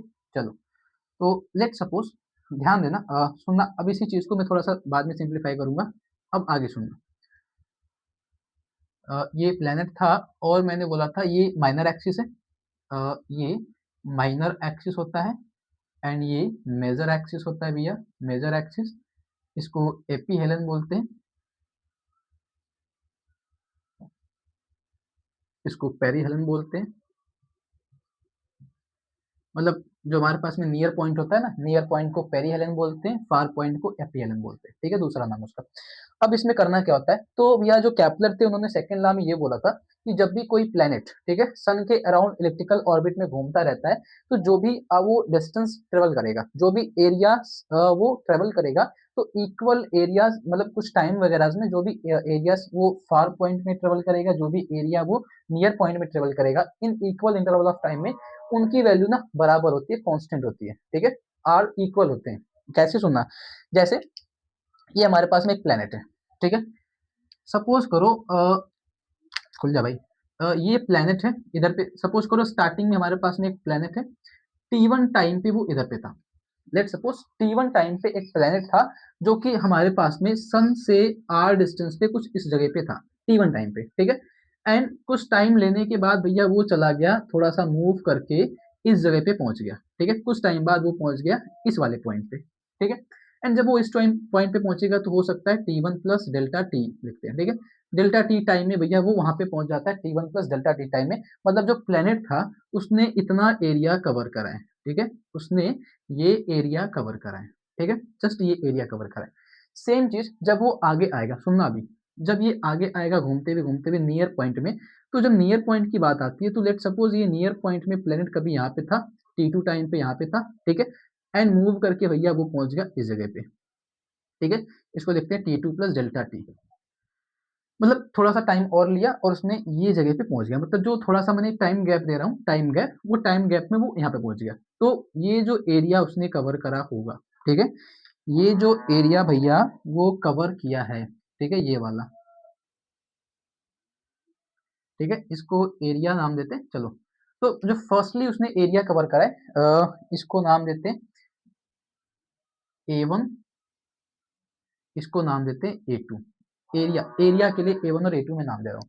तो कैप्लर ने क्या बोला, जब भी कोई प्लेनेट, ठीक है, फार पॉइंट में कोई एरिया ट्रेवल करता है, ठीक है, एंड नियर पॉइंट में कोई एरिया ट्रेवल करता है, तो ये जो दिख रहा है तुमको ना, ये वाला पार्ट और ये वाला पार्ट, ये दोनों पार्ट की वैल्यू जो एरियाज के हिसाब से होंगी, इन दोनों का ना एरिया आपस में बराबर होता है with in equal interval of time. मतलब मैंने जो टाइम गैप दिया था डेल्टा टी का, और इधर पे डेल्टा टी का टाइम गैप दिया है, उस टाइम गैप में जब वो T1 से T1 प्लस डेल्टा टी पे पहुंचेगा एंड T2 से T2 प्लस डेल्टा टी पे पहुंचेगा प्लेनेट, तो उसके अंदर जब वो जो भी एरिया कवर करेगा, वो एरिया भैया आपस में बराबर होता है, ठीक है, ये याद रखना। वो एरियाज क्या होते हैं, आपस में बराबर होते हैं, बट एक्चुअली बराबर क्यों होते हैं, क्योंकि मैंने आपको स्टार्टिंग में बोला था जब ये प्लैनेट्स मूव करता है ना, तो ये फार पॉइंट वाले एपी हेलन वाले पॉइंट में ये धीमे धीमे धीमे धीमे धीमे धीमे चलता है। मतलब सपोज करो ये एपी हेलन पॉइंट है, ये ऐसे धीमे धीमे धीमे धीमे धीमे चलता रहता है, प्लेनेट आपका धीमे धीमे घूमता रहता है, एंड जैसे ही वो नियर पॉइंट के पास आता है ऐसे मूव कर जाता है, एंड फिर धीरे धीरे मूव करते रहते, ऐसे धीरे धीरे मूव करते हुए जाएगा, एंड जैसे ही नियर पॉइंट के पास आता है, पेरिहेलन के पास आता है, वो इस तरीके से मतलब तेजी से मूव करता है वहां पे। तो तेजी से मूव करने की वजह से जो टाइम गैप होता है, वो इक्वल टाइम के अंदर भी जो एरियाज कवर करते हैं, वो दोनों एरियाज बराबर। एक्चुअली देखने में ना, देखने में ये एरिया बड़ी दिख रही है, ये एरिया छोटी दिख रही है, ठीक है, बट एरिया जो कवर करते हैं वो इक्वल इंटरवल ऑफ टाइम में वो सेम सेम कवर करते हैं, ठीक है। तो उसको लिखा जाता है इस तरीके से जो कैप्लर ने सेकेंड लॉ बोला था, क्या बोला था सेकेंड लॉ में, द लाइन ज्वाइनिंग, ठीक है, the line joining sun to planet, ठीक है, the line joining sun to planet or sun to planet swept equal areas in equal interval of time, in equal interval of time, मतलब equal time में भैया जो area उन्होंने cover करा है A1 और A2 का ना, वो टाइम गैप एरियाज का बराबर होता है, ठीक है, जो भी टाइम कवर करेंगे वो टाइम उनका आपस में बराबर होता है, मतलब जो भी टाइम लिया होगा एरिया 1 को कवर करने में, ठीक है, एंड जो भी टाइम लिया होगा एरिया 2 को कवर करने में, उनकी वैल्यू क्या होती है आपस में बराबर, एंड वो बराबर होता है भैया, मतलब वो बराबर होते हैं, ठीक है, तो वो बराबर किसके होते हैं, अब ये चलो ये बराबर होता है, मतलब उसका कहना ये था कि D A divide by D T जो होता है, ठीक है, फिर D A divide by D T ये जो होता है ये वो कांस्टेंट होता है। केपलर का कहना ये था कि जब भी कोई एरिया कवर करेगा इंटरवल ऑफ टाइम में, ठीक है, तो जो टाइम के गैप के अंदर एरियाज कवर करेगा, जो जो एरिया कवर करेगा वो सारे एरियाज आपस में बराबर होंगे, ठीक है, चाहे वो ये वाला एरिया ले लो, चाहे ये वाला एरिया ले लो, ये दोनों बराबर, चाहो तो ऐसा कोई एरिया बना सकते हो, ठीक है, एंड ऐसा कोई एरिया बना सकते हो, तो ये एरिया जो होगा एंड ये एरिया जो होगा, ठीक है, अगर इक्वल इंटरवल ऑफ टाइम रखते हो तो ध्यान रखना इक्वल इंटरवल ऑफ टाइम, तो भैया ये एरिया और ये एरिया आपस में ना बराबर होते हैं, ठीक है, ये बोला था कैपलर ने, ठीक है, तो ये होता है आपके आपके कैपलर का सेकंड लॉ, जिसको एरियल लॉ भी बोला जाता है, जिसमें आपको मिलता है D A divide by D T is equal to constant. अब इसका प्रूफ कैसे करते हैं सुनना, तो इसका डेरिवेशन या प्रूफ बोलते हैं, ठीक है, अब इसका प्रूफ कैसे करोगे, तो प्रूफ के लिए जस्ट सिंपल क्या कर सकते हो, इनको मैं मिटा रहा हूँ, इनका कोई काम नहीं था, तो प्रूफ के केस में क्या करते हैं, देखो ध्यान दो, तो इधर पे कोई एंगल बन रहा है ना, ये वाले पॉइंट के अंदर, ये जो लाइन हमारे पास में ये वाली, इसके बीच में एक एंगल बना है, उस एंगल को मैं नाम देता हूँ थीटा,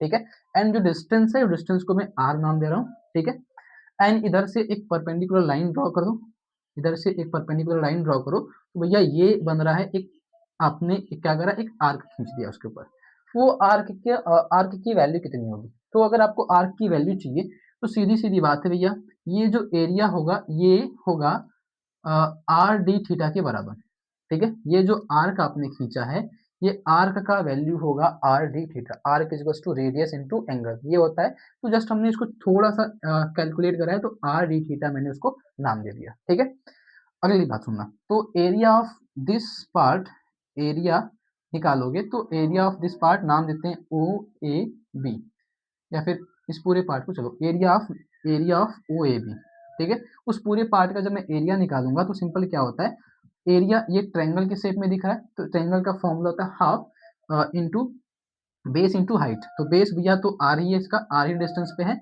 एंड हाइट हमने ये कंसीडर करा है आर डी थीटा, ये हमने हाइट निकाली है, तो ये हो जाएगा half R square D theta, ठीक है, ये हमारे पास में एक वैल्यू आई है, एंड जस्ट अगर आपको याद हो डी थीटा, तो ये एरिया लेके चल रहा हूँ मैं, तो छोटा सा एरिया निकाला हूँ मैंने, ठीक है, तो छोटे से एरिया को अगर दोनों साइड में या तो इसको डिफरेंशिएट कर लो बोल दो, या फिर इसको टाइम के रेस्पेक्ट में डिफरेंशिएट कर लो, या फिर dt से डिवाइड कर दो, तो दोनों साइड में अगर आप dt से डिवाइड करते हो भैया, तो ये हो जाएगा half R square D theta by D T, and अगर आपको जस्ट याद हो तो D theta by D T को बोला जाता है थीटा डॉट ओमेगा, ये होता है D A by D T is equal to half R square, इसको बोला जाता है थीटा डॉट, और एक्चुअली में ये ओमेगा होता है, ठीक है, ओमेगा एंगुलर वेलोसिटी को D theta by D T लिखते हैं, या फिर थीटा डॉट लिखा जाता है, ठीक है, अब इसी चीज में अब ध्यान देना, नोट चीज ये है, नोट करने वाली बात ये, इस इक्वेशन नंबर में, चलो इक्वेशन फर्स्ट बोलता हूँ मैं इसको, ठीक है, नोट वाली बात ये कि जो अब ये सारे का सारा काम हम सेंट्रल फोर्स के अंडर डिसाइड कर रहे हैं, है ना, ये जो भी कुछ हम पढ़ रहे हैं सब कुछ सेंट्रल फोर्स के अंदर आता है, तो सेंट्रल फोर्स के अंदर जो आपका एंगुलर वेलोसिटी होता है, angular momentum is constant in central force, भैया सेंट्रल फोर्स के अंदर जो एंगुलर मोमेंटम होता है ना, एंगुलर मोमेंटम, मोमेंटा, चलो एंगुलर मोमेंटा लिख देता हूँ, एंगुलर मोमेंटा या फिर एंगुलर मोमेंटम जो होता है सेंट्रल फोर्स के अंदर वो कांस्टेंट होता है, अब जब अगर कांस्टेंट होता है तो आप ये कर सकते हो, फॉर्मूला होता है जे इज इक्वल टू, क्या करते हैं उसको हम लोग लिखते हैं half M R square theta dot ऐसा ही लिखा था मैंने स्टार्टिंग में जब फर्स्ट लॉ को मैंने डिराइव करा था, तो एक फॉर्मूला ऐसा मैंने लिखा था, जस्ट पीछे जाके देखना मिल जाएगा। तो इधर से क्या कर सकते हो, ये क्या होता है कांस्टेंट, ये क्या होता है भैया अंडर द सेंट्रल फोर्स, ये कांस्टेंट होता है। तो इधर से हाफ मतलब m को भेज दो, गायब कर दो, तो half R square theta dot क्या होगा कांस्टेंट। तो इधर से एक चीज हमको पता चल गई, अंडर द सेंट्रल फोर्स ये चीज जो होती है हमारे पास में वो कांस्टेंट के बराबर आएगी। Under the central force angular momentum constant होता है, जिसकी वजह से ये half R square theta dot भी कांस्टेंट आता है। एंड ये यहाँ से हम ये बोल सकते हैं, सो देयरफॉर हम ये चीज बोल सकते हैं भैया कि हमारे पास में जो D A by D T है वो भी क्या होगा कांस्टेंट होगा। ठीक है, इसलिए बोला जाता है D A by D T is equal to constant for, इसकी वजह से कि एंगुलर मोमेंटम जो होता है अंडर द सेंट्रल फोर्स वो कांस्टेंट होता है, एंड उसकी वजह से ये half R square theta dot constant हो जाएगा। इसकी वैल्यू पुटअप करेंगे भैया, तो D A by D T क्या हो जाएगा हमारे under the central force constant. तो यही बोला था केपलर के सेकंड लॉ के अंदर कि जब भी कोई प्लेनेट कोई इक्वल एरिया ट्रेवल करेगा इन इक्वल इंटरवल ऑफ टाइम में, तो उनकी वैल्यूज आपस में बराबर होती है। मतलब D A divide by D T is equal to constant, या फिर डी ए एरिया या डी टू एरिया जो भी होगा वो आपस में बराबर हो गए in equal interval of time में। ध्यान देना इक्वल इंटरवल ऑफ टाइम होना चाहिए। ठीक है, जिसको आप एरियल लॉ भी बोलते हो। तो ये होता है, यही आपका देखो यही प्रूफ है, सेकंड लॉ का प्रूफ यही है। ठीक है, फर्स्ट लॉ का प्रूफ 4 पेज का 3 पेज का गया था, एंड ये फर्स्ट सेकंड लॉ का प्रूफ है। यही यही काम दाम है इसके अंदर। ठीक है, इसको नोट करो भैया। फिर थर्ड लॉ के अंदर चलते हैं, वो भी थोड़ा सा बड़ा है। थर्ड लॉ वाला भी फर्स्ट लॉ के जैसा, मतलब फर्स्ट लॉ से आधा मान के चलो चलेगा। ठीक है, क्योंकि बाकी चीजें हमने फर्स्ट लॉ में ही प्रूफ कर ली हैं, तो जस्ट इजी है। ठीक है, चलो नोट करो, फिर हम लोग थर्ड लॉ के अंदर चलते हैं। ठीक है, चलो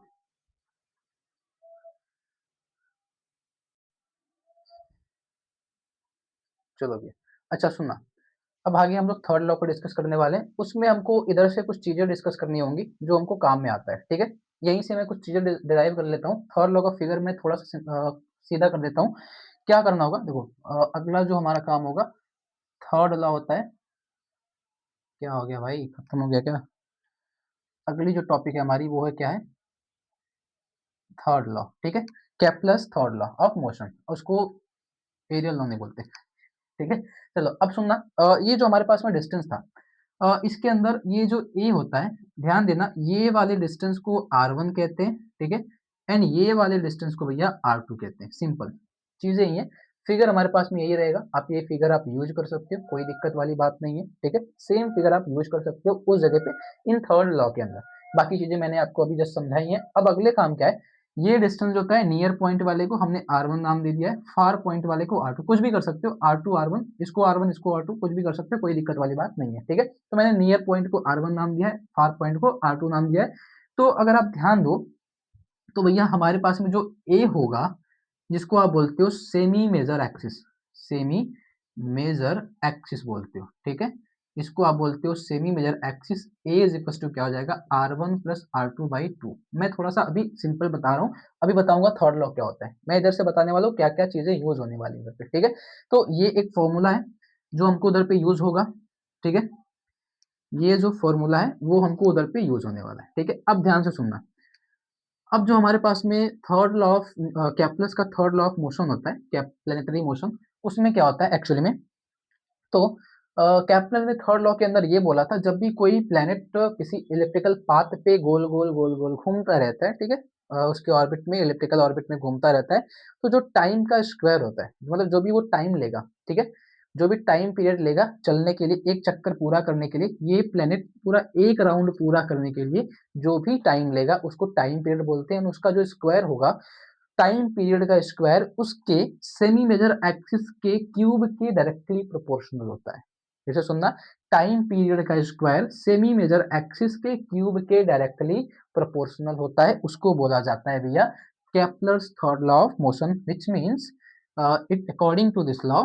ठीक है, अकॉर्डिंग टू दिस लॉ भैया क्या होता है, the square, the square of period of revolution, period of revolution, square of period of revolution is directly proportional to, directly proportional to क्या होता है, cube of semi major axis, semi major axis, ये होता है कैप्लस का third law of motion, जिसको लिखा जाता है T square is directly proportional to भैया ए क्यूब। ये होता है Kepler's third law of motion, ठीक है, एंड ये उसका फिगर है। तो इन्होंने ये बोला था कि जो भी टाइम पीरियड लेगा, जो भी प्लेनेट होगा, वो सन का एक चक्कर पूरा करने के लिए जो भी टाइम लेगा उस टाइम का स्क्वायर करो, और जो भी सेमी मेजर एक्सिस है मतलब उस इलिप्टिकल पार्ट का आधा, मतलब ये चीज है, ठीक है। इलिप्टिकल पार्ट का हाफ हिस्सा जो होता है, जिसको आप बोलते हो मतलब मेजर एक्सिस का आधा, तो ये बोल सकते हो कि या फिर इलिप्टिकल पार्ट का डायमीटर का हाफ, ठीक है, उसको बोला जाता है सेमी मेजर एक्सिस। उसका क्यूब करोगे तो उतने के बराबर आता है या फिर डायरेक्टली प्रोपोर्शनल होता है, ठीक है। ये चीज बोली थी केपलर के थर्ड लॉ के अंदर। अब इसका जस्ट प्रूफ करना हो तो कैसे करोगे, मतलब डेरिवेशन, वही है प्रूफ या डेरिवेशन, कुछ भी बोलो, बात एक ही है, ठीक है। तो प्रूफ के लिए हमको देखो एक तो चीज ये चाहिए होती है, सेमी मेजर एक्सिस जो होता है हमारे पास में वो R1 प्लस R2 को, मतलब R1 प्लस R2 के डिवाइड बाई 2 के बराबर होता है, मतलब उनको जोड़ो और 2 से डिवाइड करो, मतलब ये पूरी वैल्यू का आधा है ए, मैंने ए की वैल्यू जस्ट लिखी हुई थी वहां पे स्टार्टिंग में, ए इतना होता है, ठीक है। एंड इस वाले पार्ट को आप बोलते हो बी, ठीक है, इस वाले पार्ट को आप बोलते हो बी। एंड एरिया ऑफ दो इलिप्स निकालोगे, एरिया ऑफ इलिप्स, ठीक है, इलिप्स, इस इलिप्स का जब एरिया निकालने जाओगे ना, वो पता है क्या मिलेगा, एरिया ऑफ द इलिप्स, वो होता है A is equal to pi A B, ठीक है। Pi A B is the area of the ellipse, pi R square होता है ना, तो पाई आर स्क्वायर नहीं लिखते, पाई ए बी लिखा जाता है area of the ellipse, ellipse का ये एरिया होता है, ठीक है, ध्यान देना। ये सारी चीजें हम इसके डेरिवेशन में यूज करने वाले हैं, एंड ऑल्दो कुछ चीजें और भी यूज करेंगे, जैसे हमने eccentricity of the conic section पढ़ा है, ठीक है, latus rectum of the conic section पढ़ा है, वो भी यूज होगा। एंड हमने जो फॉर्मूला ड्राइव करा था अगर आपको याद हो, by the first law of motion में चलो, by the first law of motion में, by first law of Kepler, उसमें भैया हमने एक फॉर्मूला डेराइव करा था जिसका नाम था E is equal to eccentricity is equal to under root में 1 plus E 2 EJ² by K square into M. ये हमने एक फॉर्मूला डेराइव करा था, है ना। This is the equation number इसको बोलना इक्वेशन नंबर फर्स्ट एंड इसको बोलना इक्वेशन नंबर सेकंड, ठीक है। ये लिखने के बाद जब डेरिवेशन करने जाना तो लिखना फिगर बना के, semi major axis in this part is R1 plus R2 divide by 2, फिर उसके बाद by the first law of the Kepler हमने ये चीज डिराइव करी थी, E is equal to 2J square E, ठीक है, 2EJ square divide by K square into M, ये हमने डिराइव करी थी। उसके बाद हम R1 एंड R2 की वैल्यू को निकालते हैं, ठीक है, R1 और R2 की वैल्यू निकालते हैं। तो जब R1 और R2 की वैल्यू निकालोगे, भैया R1 क्या है, नियर पॉइंट, नियर पॉइंट मतलब R1, हम जब इसकी वैल्यू निकालते हैं तो R1 की वैल्यू तभी आपको मिलेगी। अच्छा, R1 की वैल्यू निकालने के लिए आप एक काम कर सकते हो, हमारे पास में ना इलिप्स का एक फॉर्मूला था, हमने इसके केस में एक फॉर्मूला भी यूज करा था, बाई चलो इधर पे लिखते हैं, by equation of conic section, conic section, equation of conic section भैया हमने निकाला था L by R is equal to क्या करके 1 plus E cos theta minus theta dot, हमने ये एक फॉर्मूला ड्राइव करा था, ठीक है, जिसमें से हम अगर r की वैल्यू निकालना चाहे तो भैया r की वैल्यू इस तरीके से निकाल सकते हो, 1 प्लस ई, कैसा कर सकते हो, इनको डिराइव कर सकते हो, r is equal to L divide by 1 plus E cos theta minus theta dot, हमने ये फॉर्मूला ड्राइव करा था। ये equation of the conic section होता है हमारे पास में, ठीक है, equation of the conic section. तो अगर हम इससे नियर पॉइंट की वैल्यू निकालें, ठीक है, नियर पॉइंट मतलब R1, अगर हम इससे R1 की वैल्यू निकालें भैया तो नियर पॉइंट तब आपको मैक्सिमम मिलेगा, मतलब नियर पॉइंट की जो मैक्सिमम वैल्यू होगी वो कितनी होगी, तो भैया नियर पॉइंट की मैक्सिमम वैल्यू तब मिलती है जब आपके पास में ये cos theta minus theta dot minimum हो, जब ये मिनिमम होगा तब जाके आपको ये R1 की वैल्यू ना मैक्सिमम मिलती है। इधर से अगर आप R1 निकालने जाओगे तो R1 ऐसे निकालोगे 1 प्लस ई कॉस, अब इसकी जो वैल्यू होगी, ठीक है, ये मिनिमम तभी होगी अगर मतलब R1 की मैक्सिमम वैल्यू चाहिए तुमको, अगर नियर पॉइंट या पेरीहेलन जो भी इसको बोलते हैं, नियर पॉइंट बोलते हैं, जिसको हमने R1 सिंपली नाम दिया, तो R1 की मैक्सिमम वैल्यू आपको तभी मिलेगी जब ये चीज मिनिमम हो, ठीक है। एंड ये मिनिमम होने का मतलब होता है उसकी वैल्यू होती है भैया सिंपली 0 1 के बराबर, ठीक है। ये मिनिमम तभी होता है जब कॉस मिनिमम हो, और कॉस मिनिमम का मतलब मिनिमम कितना होता है, मैं मिनिमम या फिर मैक्सिमम बोल सकते हो, -1 to 1 इसकी वैल्यू वैरी करती है, ठीक है? -1 to 1 इसकी वैल्यू वैरी करती है, तो ये मिनिमम होगा जब ये इसकी वैल्यू 1 के बराबर हो, ठीक है? इसकी वैल्यू मिनिमम तभी होगी जब ये 1 के बराबर हो, सुनना, मिनिमम या फिर मैक्सिमम बोल सकते हो, ठीक है? अगला काम ये मैक्सिमम चाहिए, तो ये मिनिमम करना पड़ेगा। तो एक काम कर सकते हो, इसकी वैल्यू को कंसीडर करेंगे हम लोग 1 के बराबर, ठीक है? इसको लिखा जाता है फिर डायरेक्टली ई, ऐसे। ये एक चीज़ आपको बस मतलब ये समझ लो कि इधर से आपको ये R1 R2 की वैल्यू को ना याद करना पड़ेगा, ऐसा समझ लो। R1 एंड R2 की वैल्यू को आपको याद करना पड़ेगा एंड जब आप फार पॉइंट निकालोगे, फार पॉइंट का मतलब हमने R2 दिया है, तो सेम केस इसकी वैल्यू को जब मैक्सिमम करने जाएँगे, तो मैक्सिमम के केस में इसकी वैल्यू -1 के फॉर्मेट में रखेंगे। मतलब इसकी जो मिनिमम वैल्यू होती है, वो -1 होती है, बट हमको मैक्सिमम वैल्यू के फॉर्म में कंसीडर करना पड़ता है, ठीक है? मिनिमम वैल्यू -1 होती है, मतलब इसको मैक्सिमम करना है, तो किसी को तो मिनिमम करना पड़ेगा, ठीक है? सेम केस जब आपको इसको मैक्सिमम करना पड़ेगा, तो भैया ये लिखा जाता है 1 माइनस ई के फॉर्मेट में, मतलब उस टाइम पे इसकी वैल्यू लिखी जाती है -1, ठीक है? मतलब कॉस थीटा की वैल्यू -1 भी होती है, +1 भी होती है। -1 मैक्सिमम मिनिमम वैल्यू के केस में लिखा जाता है, ये मैक्सिमम वैल्यू के केस में लिखा जाता है, ठीक है? बट इन केस जब आप नियर पॉइंट निकालने जाओगे, तो इसकी वैल्यू को 1 कंसीडर करते हैं एंड इसकी वैल्यू को -1 कंसीडर करते हैं भैया, ठीक है? ये फॉर्मूला बनता है हमारे पास में, R2 is equals to L divide by 1 minus E, ठीक है? ये होता है near and far point. Just note करो, फिर आगे चलते हैं, इनको और सिंप्लीफाई करेंगे हम लोग, ठीक है?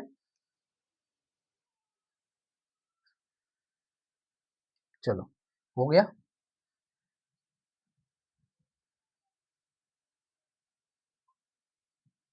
देखो अब इनका काम नहीं है हमारे पास में, ठीक है भैया?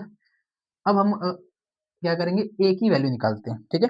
ए की वैल्यू निकालते हैं, फ्रॉम इक्वेशन फर्स्ट लेंगे, फ्रॉम इक्वेशन फर्स्ट ए की वैल्यू निकालेंगे R1 plus R2 divide by 2। R1 है भैया R divide by 1 plus E plus L divide by 1 minus E, R1 plus R2 divide by 2। तो ए की जो वैल्यू आएगी, इनको सिंप्लीफाई करोगे तो क्या हो सकता है, एल वन माइनस का E plus L one plus का ई डिवाइड बाई ये कर सकते हो आप 2 1 माइनस का ई स्क्वायर, ठीक है? तो इसको सिंप्लीफाई करोगे भैया, तो L L two L E से ही कैंसिल आउट, ठीक है? तो ये हो जाएगा 2L डिवाइड बाई 2 1 माइनस का ई स्क्वायर, जिसमें आप 2 को 2 से कैंसिल आउट कर सकते हो, तो हमारे पास में ए की जो वैल्यू आएगी L divide by 1 minus E square, ठीक है? ये हमारे पास में एक फॉर्मूला बनेगा, ठीक? जिसमें आप L और E की वैल्यू जानते हो, सॉल्व आउट करना जानते हो, कैसे? अच्छा एक काम करो, इधर पे एक काम कर सकते हो, इसको थोड़ा और सिंप्लीफाई करते हैं, ऐसे लिखते हैं इसको, 1 minus E square is equals to L divide by A is the equation number कौन सा चलेगा भैया, 4। इसको ऐसा लिखते हैं, ठीक है? इस चीज को हम लोग ऐसे लिखेंगे, 1 minus E square is equals to L divide by A, equation number 4 के फॉर्मेट में। फिर हम लोग इस इक्वेशन को सिंप्लीफाई करके इसके बराबर लेके आने का ट्राई करेंगे, कैसे देखना, इस इक्वेशन को सिंप्लीफाई करके उसके बराबर लेके जाना है, तो कैसे करेंगे, जस्ट इसको सिंप्लीफाई करते हैं, from the equation second, from equation second से भैया क्या कर सकते हो आप, दोनों साइड का स्क्वायर कर दो, equation second square on both side, square on both side, ठीक है? दोनों साइड का स्क्वायर कर दो इक्वेशन सेकंड में, तो ये स्क्वायर करोगे तो ई स्क्वायर इज इक्वल टू ये हो जाएगा 1 plus 2 E J square divide by K square into M. And इसमें काम कर सकते हो, ई स्क्वायर को उधर भेजो, इनको इधर लेके आओ, ठीक है? ई स्क्वायर को उधर भेजो, इनको इधर लेके आओ, तो ये हो जाएगा 1 माइनस का ई स्क्वायर उधर जाएगा तो 1 में से माइनस करना पड़ेगा एंड ये इधर आएगा तो minus 2 E J square divide by K square into M, ये बचेगा। And just from the equation number 5 and 4, इनका कोई काम नहीं है, ठीक है? मैंने देखो इधर इनका बाद में काम में भी आने वाला है, इनको अभी हमने यूज नहीं करा है, ठीक है? हमने इनको अभी तक यूज नहीं करा है, तो आगे चलेंगे। एक सेकेंड, इतना शोर क्यों हो रहा है यार, ये सब इतने शोर क्यों कर रहे हैं आज, वीडियो तो और काफी लॉन्ग होगी। चलो इसको जस्ट और सिंप्लीफाई करते हैं भैया, तो फ्रॉम इक्वेशन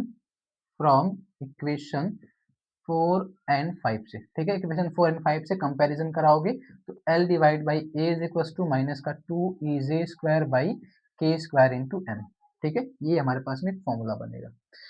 उसके बाद सिंपली आप क्या कर सकते हो, अच्छा इधर से एक काम कर सकते हो, जहाँ तक मुझे लग रहा है, ये काम कर सकते हो भाई, ए की वैल्यू निकालते हैं इधर से, ठीक है। इधर से ना एल की वैल्यू पुटअप करते हैं और ए की वैल्यू निकालते हैं। पहले एल की वैल्यू पुटअप करते हैं। एल जो होता है वो हमारे पास में होता है J square by K M, ये होता है एल डिवाइड बाई के। ए करोगे तो ये हो जाएगा ऐसे, A K M is equal to minus two E J square divide by K square M. हमारे पास में ये फॉर्मूला बनता है, ठीक है। इसको जब सिंप्लीफाई करेंगे तो भैया के से इधर का एक के गया, एम से एम गया। बाकी चीज़ों को देखते हैं क्या होता है। जे स्क्वायर से जे स्क्वायर को निपटा दो, तो क्या क्या बचा है हमारे पास में। इधर से 1/a इज इक्वल टू, इधर से माइनस का 2e डिवाइड बाई के। मतलब इधर से एक काम कर सकते हो, a या k की वैल्यू निकालो, ठीक है। पहले अगर हम a की वैल्यू निकालते हैं तो माइनस का k डिवाइड बाई 2e बचेगा, ठीक है, अगर a की वैल्यू निकालते हैं। और अगर हम इनमें से किसी और की वैल्यू निकालते हैं, जैसे हम e की वैल्यू निकालें, तो भैया e की वैल्यू निकालते हो तो क्या बचेगा, k जाएगा मल्टीप्लाई करेगा, 2 आएगा डिवाइड करेगा, तो माइनस का k डिवाइड बाई 2a। ये हमारे पास में एक फॉर्मूला बनेगा, ठीक है। जस्ट ये। अब आगे इसको और भी सिंप्लीफाई करेंगे हम लोग, ठीक है। और सिंप्लीफाई करके क्या कर सकते हो, एक काम, हम्म, एक काम और, चलो अब अगला काम हमारा वो वाला है, ठीक है। इसको सिंप्लीफाई करते हैं तो लिखेंगे by Kepler second law. Kepler second law, ठीक है। अब केपलर का सेकेंड लॉ यूज करेंगे। हमने फर्स्ट लॉ को यूज कर लिया अच्छे से, अब सेकेंड लॉ को यूटिलाइज करते हैं। तो सेकेंड लॉ में हमने ये कंसीडर करा था D A divide by D T is equal to half R square theta dot. हमने ये चीजें निकाली थी, ठीक है। एंड थीटा डॉट आपको याद होगा, या फिर उसको ओमेगा भी कहते हैं जस्ट। तो हमने ये चीज कर सकते हो, डी टी को उधर भेज दो तो ये हो जाएगा D A is equal to 1/r square, इसको ओमेगा बोल दो। थीटा डॉट को मैं आई थिंक ओमेगा बोल सकता हूँ, ठीक है। अच्छा थीटा डॉट था ना, थीटा डॉट से पहले हमने उसको कुछ और भी कंसीडर करा था क्या। थीटा डॉट से पहले हमने उसको कुछ और कंसीडर करा था, जस्ट अगर आपको याद हो। हम एक काम कर सकते हैं, दोनों साइड में dt से dt डिवाइड कर सकते हैं। तो एक काम कर सकते हो, dt को उधर भेजो। ये थीटा डॉट को मुझे कुछ डाउट हो रहा है, इनका इंटीग्रेशन करना है अपने को, ठीक है। इनका इंटीग्रेशन करके हमको a की वैल्यू निकालना है, ठीक है भैया। थीटा डॉट का मेरे को कुछ डाउट हो रहा है, जस्ट एक सेकेंड रुकना। तो थीटा डॉट का मुझे कुछ डाउट हो रहा है,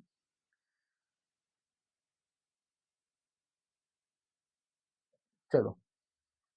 थीटा डॉट को ऐसा लिख सकते हैं, जे स्क्वायर, अच्छा चलो अंदर ही काम करते हैं, half R square J square by M R square, ऐसा कर सकते हो।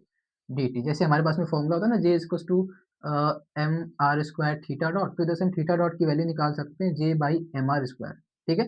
तो थीटा डॉट है भैया, तो चलो ये J divide by M R square, ठीक है।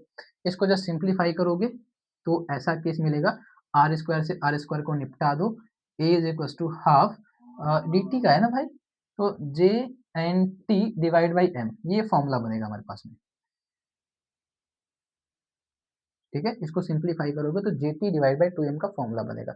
मतलब करना क्या है, ये थीटा डॉट की वैल्यू पुटअप करेंगे, J divide by M R square से आर स्क्वायर को निपटा दो, half and J M M, इन सबको जब बाहर करोगे J divide by two M में, तो अंदर बचेगा इंटीग्रेशन ऑफ डी टी का मतलब टाइम का डेरिवेशन करना, इंटीग्रेशन करना है, तो वह आएगा टी के बराबर। तो ये हमारे पास में एक इक्वेशन बना है जिसको हम नाम देते हैं इक्वेशन नंबर 6, ठीक है। और मैंने एक फॉर्मूला लिखा था एरिया ऑफ इलिप्स का, एरिया ऑफ इलिप्स, ऐसा मैंने एक फॉर्मूला लिखा था, जस्ट अगर आपको याद हो, area of ellipse equal to pi A B, ये फॉर्मूला लिखा था, जिसमें अगर हमको बी की वैल्यू निकालनी है, जैसे देखो ये हो जाएगा J T is equal to two M, ठीक है, पाई ए। और जो बी होता है ना, बी की वैल्यू आप सिंप्लीफाई कर सकते हो बाय द इक्वेशन ऑफ, ये एक फॉर्मूला होता है हमारे पास में, B divide by A is equal to under root one minus E square.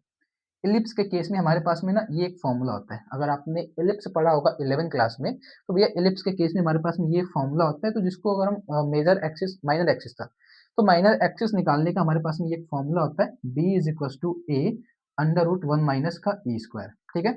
And ई की वैल्यू रखनी पड़ेगी, तो वन माइनस ई स्क्वायर भैया हमारे पास में एल डिवाइड बाई ए के फॉर्मेट में सिंपली पुटअप करेंगे, तो ये हो जाएगा a under root l divide by क्या है ए, ठीक है। तो एल डिवाइड बाई ए का मतलब क्या कर सकते हो भाई, इसको और सिंप्लीफाई कर सकते हो। देखो मैं इधर पे बी की वैल्यू बाद में पुटअप करूंगा, इधर पे बी लिखता हूँ, इसको इक्वेशन नंबर 7 बनाता हूँ, ठीक है। बाद में वैल्यू पुटअप करेंगे। इसको जब सिंप्लीफाई करते हैं क्या मिलने वाला है, ध्यान देना। ये थोड़ा बहुत ये कर सकते हो ना, थोड़ा लॉन्ग लॉन्ग इसका प्रोसेस चल रहा है ना, बस इसे थोड़ी सी प्रॉब्लम हो रही है। चलो देखो करना है क्या है, एल की वैल्यू जानते हो, एल की वैल्यू होती है J square by K M, put up करेंगे तो 1 माइनस ई स्क्वायर को हमने यहाँ से पुटअप कर लिया है एल बाई ए करके, तो बी की जो वैल्यू आएगी हमारे पास में वो होगी ए इंटू में अंडर रूट ए है ना, तो उसको ऐसा लिख सकते हो ए के पावर 1/2 माइनस का 1/2, ए की पावर -1/2 ऐसा लिख सकते हो, ठीक है, जो अंडर रूट 1/2 है। एंड अंडर रूट एल जो बचा है इसको छोड़ो, तो बी इज इक्वल टू ये तो हो जाएगा ए की पावर 1/2, 1 - 1/2 करोगे तो 1/2 आएगा। सिंपली जब एल की वैल्यू देखोगे तो एल की हमारे पास में एक वैल्यू होती है भैया, जानते हो, जे square by K M, L की वैल्यू होती है, जिसमें से जे को बाहर करो तो a/2 J divide by root का के एम, ये हमारे पास में बी का एक फॉर्मूला बन जाएगा, ठीक है, माइनर एक्सिस का, ठीक है, सेमी माइनर एक्सिस का हमारे पास में ये फॉर्मूला। तो by the equation 7, by equation 7 हम ये कर सकते हैं भैया, ये वाले इक्वेशन में क्या कर सकते हो, जेटी इज जेटी जेटी भाई साहब जेटी, ऐसा कुछ स्क्वायर कहाँ पे चला गया अपना, चलो देखते हैं। ये कर सकते हो JT by 2m is equal to कौन है, pi A B, A B की वैल्यू ये है ए के power 2 J by K M, ठीक है, जे से जे को उड़ा दिया मैंने, खत्म। ये बचा T is equal to 2m को मैं उधर भेज रहा हूँ 2m इंटू पाई, ए को मल्टीप्लाई करोगे भैया तो 3/2 एंड डिवाइड बाई रूट का के एम। देख रहे हो इतना लॉन्ग लॉन्ग प्रोसेस है भैया कि मार्कर भी खत्म। चलो इनका काम खत्म, ठीक है, साथ साथ में नोट करते जाना, नहीं तो छूट जाएगा ना तो फिर पछताओगे। ध्यान देना, अब ये टी की वैल्यू को कंसीडर करेंगे, दोनों साइड का स्क्वायर करते हैं, ठीक है, square on both side, square on both side, दोनों साइड का स्क्वायर करोगे भैया तो ये हो जाएगा T square is equal to, ये बचेगा 4m स्क्वायर पाई स्क्वायर, ये हो जाएगा ए क्यूब डिवाइड बाई ये हो जाएगा के एम, ये बचेगा। एंड इनमें से ये सारी चीज़ों को कांस्टेंट अगर हम बना दें तो कांस्टेंट बना के भैया ये लिख सकते हो, बाकी 4m square pi square divide by K M is the constant. ये हमारे पास में प्रूफ है इसका, थर्ड लॉ का, ठीक है, ऐसे करा जाता है, मतलब इस साइड का स्क्वायर करोगे ये 4m स्क्वायर पाई स्क्वायर ये हो जाएगा 3/2, मतलब 2 करोगे तो ए क्यूब आएगा डिवाइड बाई अंडर रूट हट जाएगा इसका के एम बचेगा। तो भैया ये प्रोसेस था आपके इक्वेशंस को सॉल्व करने का, मतलब Kepler third law, Kepler second law, Kepler first law को प्रूफ करना हो तो इन तरीके से प्रूफ करते जाओगे करते जाओगे करते जाओगे तो प्रूफ हो जाएगा, ठीक है। जस्ट कुछ फॉर्मूलेज आपको याद रखने पड़ेंगे भैया, मेन मेन जो मैंने फॉर्मूले पहले बताए थे उन फॉर्मूलेज को याद रखो, एंड फॉर्मूला अगर आपको याद है तो जस्ट आप सिंप्लीफाई कर पाओगे, ठीक है। तो फॉर्मूला देखो, जिसका सब्जेक्टिव है उनको तो याद करना पड़ेगा, उनके लिए ऑप्शंस नहीं है, ठीक है। जिनका ऑब्जेक्टिव है भैया वो क्या कर सकते हैं, जस्ट फॉर्मूला जो मैंने स्टार्टिंग में बोला था, मैंने जो फॉर्मूला डेफिनेशन लिखा था एंड एक लाइन लिखी थी फॉर्मूले की एंड फिगर बनाया था, तो ऑब्जेक्टिव वाले के लिए बस उतना सा काम है, बाकी सब्जेक्टिव वालों को तो पूरा डेरिवेशन वगैरह आना चाहिए। एंड ये चीज़ ना प्रॉपर है, ये चीज़ आप जब आगे के सेमेस्टर्स में जाओगे तो फिर से आपको मिलेगा, जब आप क्लासिकल मैकेनिक्स फिर से पढ़ोगे ना कभी, आगे तो पढ़ना ही पड़ेगा, तो जब भी आप आगे सेमेस्टर में जाओगे और क्लासिकल मैकेनिक्स पढ़ोगे ये चीज़ उधर फिर से मिलेगी आपको। तो मैंने इसका डेरिवेशन नहीं करवाना था, मैं तो सोच के आया था कि इसका डेरिवेशन आज नहीं करवाऊंगा, जब मैं क्लासिकल मैकेनिक्स पढ़ाऊंगा तब डेरिवेशन कराऊंगा, फिर मुझे याद आया यार अभी समझ जाएंगे तो क्लासिकल मैकेनिक्स में इनको आसानी पड़ेगी, पढ़ाना तो मुझे ही है ना, तो इसलिए मैंने इसका डेरिवेशन नहीं करवा दिया। तो जस्ट ये इनको अच्छे से नोट करना, नोट करने के बाद एक बारी अच्छे से प्रॉपर रिवाइज करना, नहीं रिवाइज करोगे तो भूल जाएगा भैया, ठीक है। और इसमें कहीं पे भी कोई डाउट हो, ठीक है, तो पूछ लेना, ठीक। तो मिलते हैं नेक्स्ट लेक्चर में, तब तक के लिए थैंक यू, ठीक है, चलो।